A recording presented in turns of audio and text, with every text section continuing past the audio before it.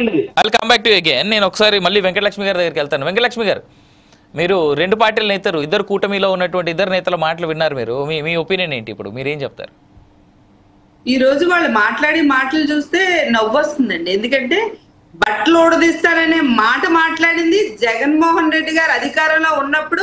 పవన్ కళ్యాణ్ గారు జగన్, ఒరే జగన్, ఆ జగన్ అని ఆ కనీస మర్యాద లేకుండా ఆ రోజు ఆంధ్ర రాష్ట్ర ముఖ్యమంత్రిలే మాట్లాడి తొళ్ళ కొట్టినటువంటి పార్టీ జనసేన పార్టీ.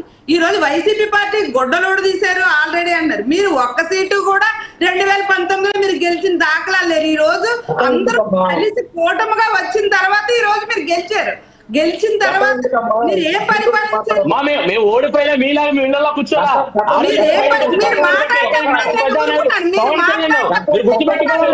గుర్తుపెట్టుకోవాలి. చందు గారు ఫణీంద్ర గారు, చందు గారు వినండి. Chandu garu wait letter please, letter complete. ఎందుకంటే మీరు అంతా మాట్లాడుతున్నప్పుడు she never spoke, right? So letter complete. వాళ్ళకి ఇది ఒక క్రమశిక్షణ లేని పార్టీ వాళ్ళది, వాళ్ళకి క్రమశిక్షణ లేని వాళ్ళు కాబట్టి మధ్యలో మాట్లాడతారు. ఎందుకంటే అవతల వాళ్ళు ఏం మాట్లాడతారంటే ముందే సబ్జెక్ట్ లోకి వెళ్ళిపోదాం. వెంకటలక్ష్మి గారు, ఈ రోజు ఈయన చెప్తా ఉన్నారు కదా, వంశీ గారు తప్పు చేయకుండా లోపలేసారా, లేదంటే ఇప్పుడు అరెస్ట్ చేసిన వాళ్ళందరినీ మేము చాలా చక్కగా పరిపాలన చేస్తా ఉన్నాం అని చెప్పి ఈ రోజు మాట్లాడుతూ ఉన్నారు. అప్పుడు మరి చంద్రబాబు నాయుడు గారు తప్పు చేశారు కాబట్టి, ఐటీ విషయాల్లో బయటకు వచ్చాయి కాబట్టి ఆయన కూడా అరెస్ట్ చేశారు. ఆయన అరెస్ట్ చేస్తే ఆ తప్పు చేయలేనట్ట, ఇప్పుడు అరెస్ట్ చేసిన వాళ్ళని తప్పు చేసినట్ట. మీరు ఏదైనా సరే తిప్పేటువంటి ప్రభుత్వం మీది. ఈ రోజు ఎందుకు మీరు మాట్లాడట్లేదు? ఆడపిల్లల మీద అరాచకాలు జరుగుతుంటే వాళ్ళని ఇమీడియట్ గా తీసుకొచ్చి అరెస్ట్ చేయట్లేదు. నిన్న కాక మొన్న ఒక మహిళ బాలికలనేమో డాన్స్ మాస్టర్ తీసుకొని వెళ్ళి కేరళ రాష్ట్రం తీసుకొని వెళ్ళి రాష్ట్రం దాటించి వాళ్ళ మీద అత్యాచారం చేసినప్పుడు ఏం చేస్తున్నారు మీరు?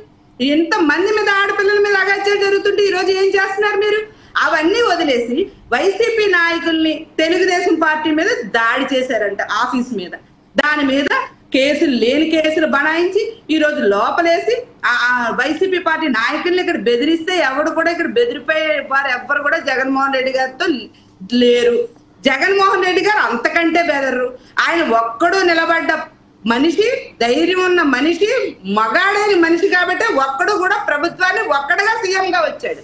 మీలాగా కూటమిగా రాలేదు. వచ్చినా సరే ఆయన సక్రమంగా ఇచ్చిన మాట కోసం నిలబడి పరిపాలించే ఆంధ్ర రాష్ట్రంలో అందరి హృదయాల్లో ఉన్నటువంటి వ్యక్తి జగన్మోహన్ రెడ్డి గారు. 40% ఓట్లు ఉన్నటువంటి పార్టీ వైఎస్ఆర్ పార్టీ.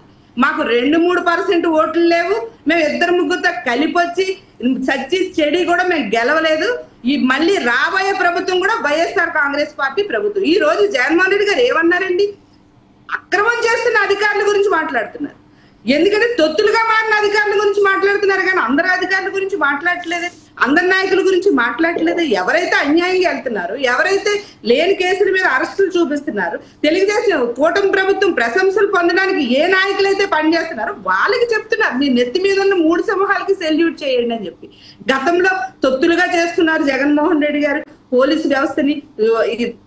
జగన్మోహన్ రెడ్డి గారు వైసీపీ పార్టీ అధికారంలో ఉన్నప్పుడు దిశ చట్టం తీసుకొచ్చారు. ఎంతమంది అండి ఈ రోజు 100కి డయల్ చేస్తే తీసి దిక్కే లేదు. వెయిట్ చేయాలంట, వెయిట్ చేస్తే మేము కనెక్ట్ చేస్తాం, వెయిట్ చేస్తే మేము కనెక్ట్ చేస్తాం అని వస్తుంది. కావాలంటే ఇప్పుడు కూడా మీరు డయల్ చేయండి 100కి, మీకు తెలుస్తుంది.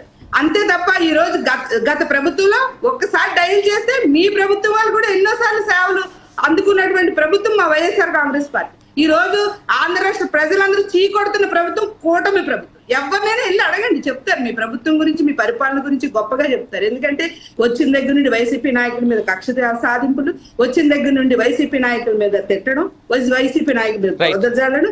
అసలు అప్పులు చేయలేనటువంటి ప్రభుత్వం కూటమి ప్రభుత్వం, సొంత డబ్బులు ఖర్చు పెట్టే ప్రభుత్వం కూటమి ప్రభుత్వం.